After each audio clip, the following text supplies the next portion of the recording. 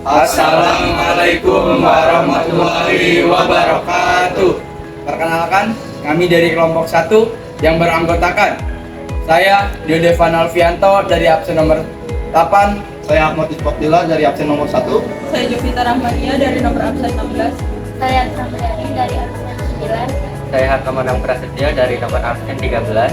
Saya Muhammad Fatal Safwan nomor absen 21. Selamat menyaksikan. Yang pertama, ada kondisi sosial pada masa awal Orde Baru. Pada kejatuhan Soekarno, Orde Baru yang di bawah pimpinan Presiden Soeharto melakukan penindakan terhadap ideologi komunis dan kelompok yang dianggap sebagai terlibat dalam G30 SPKI. Pemulihan sosial dilakukan dengan pengendalian media dan pendidikan, serta memperkenalkan ideologi Pancasila sebagai dasar negara yang wajib diterima oleh seluruh rakyat.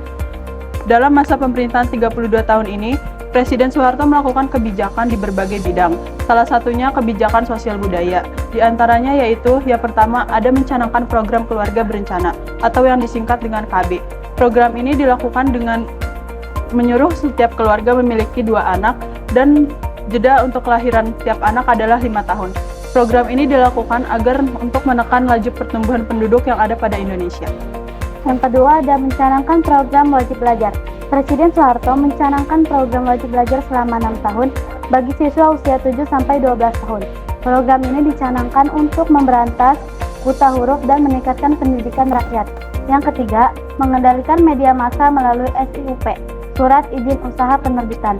Bila penerbit menulis artikel atau berita yang bertentangan dengan kebijakan pemerintah, maka SIUP dapat dicabut dan penerbitan tersebut dihentikan. Yang keempat, melarang kegiatan politik di kampus. Pemerintah membuat normalisasi kegiatan kampus NKK dan Badan Koordinasi Kemahasiswaan BKK tahun 1978. Dua kebijakan ini melarang kegiatan politik apapun di kampus dan para mahasiswa dipantau secara ketat. Yang kelima, melakukan pelarangan budaya Tionghoa.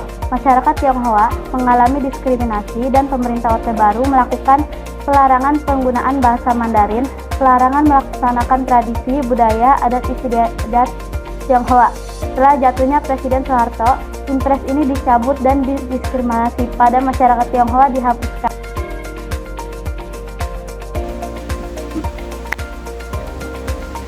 Yang kedua, kondisi ekonomi Indonesia menjelang awal pemerintahan Orde Baru sangat kurang baik, yaitu anggaran belanja negara lebih besar daripada pendapatan negara dan inflasi harga yang tinggi. Berikut kondisi ekonomi Indonesia menjelang awal pemerintahan masa Orde Baru. Yang pertama, pertumbuhan produk domestik bruto yang rendah. Yang kedua, laju inflasi yang tinggi. Yang ketiga, utang luar negeri terus bertambah. Dan yang keempat, investasi merosot tajam.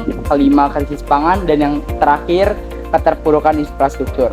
Adapun cara untuk mengatasi kondisi ekonomi tersebut, pemerintah melakukan kebijakan ekonomi sebagai berikut. Yang pertama, menyelamatkan ekonomi nasional. Yang kedua, mengatasi inflasi.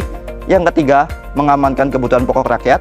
Yang keempat, melakukan pemulihan ekonomi makro dengan ekspor. Yang kelima, memperbolehkan pendirian bank swasta baru. Adapun program yang dijalankan pemerintah yaitu sebagai berikut. Yang pertama, pelunasan hutang luar negeri. Yang kedua, repelita atau rencana pembangunan 5 tahun. Yang ketiga, industrialisasi pertanian. Dan yang terakhir yaitu Undang-Undang Penanaman Modal Asing.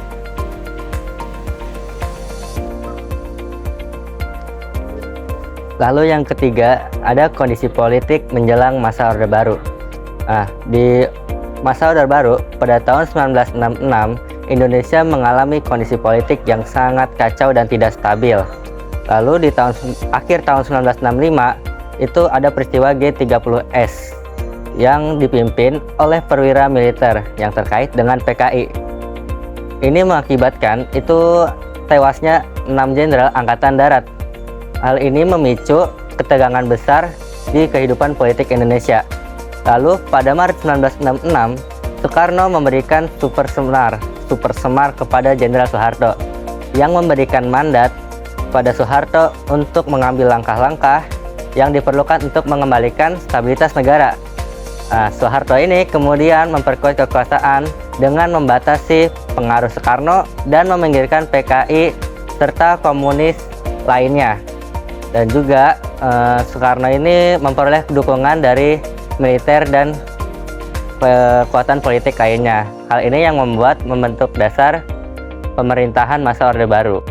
Selanjutnya, pada tahun 1967, Soeharto secara resmi mengambil alih kekuasaan dari Soekarno dan mengulas pemerintahan Orde Baru yang lebih terpusat pada stabilitas politik dan pertumbuhan ekonomi. Kebijakan politik yang dikeluarkan terbagi menjadi dua, yaitu kebijakan politik dalam negeri. Yang pertama, pelaksanaan pemilu 1971. Yang kedua, penyederhanaan partai politik. Yang ketiga, dui fungsi ABRI sebagai kekuatan sosial politik. Yang keempat, pedoman penghayatan dan pengamalan Pancasila P4. Selanjutnya, kebijakan politik luar negeri. Yang pertama, kembali menjadi PBB. Yang kedua, memperbaiki hubungan dengan Malaysia dan Singapura. Yang ketiga, memperbaiki hubungan dengan RRC. Yang keempat, membentuk ASEAN. Yang kelima, berpartisipasi dalam KTT non-blok. Sekian presentasi dari kelompok kami. Kurang lebihnya mohon maaf. Wabillahi taufiq wal hidayah. Wassalamualaikum warahmatullahi wabarakatuh.